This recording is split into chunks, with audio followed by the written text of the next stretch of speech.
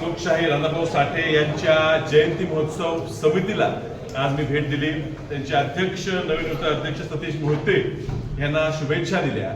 1 ऑगस्टला अण्णाभाऊ साठेंची जयंती सांगली जिल्ह्यात नव्हे तर महाराष्ट्रभर देशभर मोठ्या ताकदीनं मोठ्या जोशानं साजरी होणार आहे.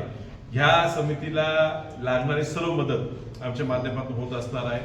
एक खूप प्रलंबित दृष्टीनं आपल्या विषय हा आपल्या जिल्ह्याचे सुपुत्र आणि त्यांच्या जिल्ह्याच्या ठिकाणी एक त्यांच्या प्रतिमेला शोभेल असा पुतळा उभा करणं ही आपल्या सगळ्यांकडनं राहून गेलेलं आहे. कुठेतरी आपल्या सगळ्यांना खंत ही वाटली पाहिजे की एवढ्या मोठ्या माणसाला सुद्धा आपण एक जिल्ह्याच्या प्रमुख ठिकाणी पुतळा अजून उचलू शकलो नाही. त्यासाठी सुद्धा आम्ही सगळे मिळून आता प्रयत्न करणारच आहे.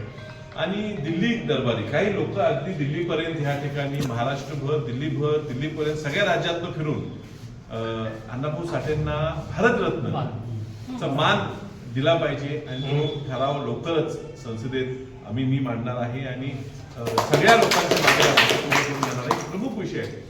आणि त्यांचे जे विचार होते त्यांच्या लेखणीतनं त्यांच्या कवितेतनं हे जे विचार होते पुरोगामी विचार होते. त्यामुळे पुरोगामी विचाराचा हा देश आहे आणि जनसामान्य गरिबांसाठी झटणारे नेतृत्व म्हणून त्यांची ओळख आहे. त्यामुळे ते भारताची रत्न आहेतच.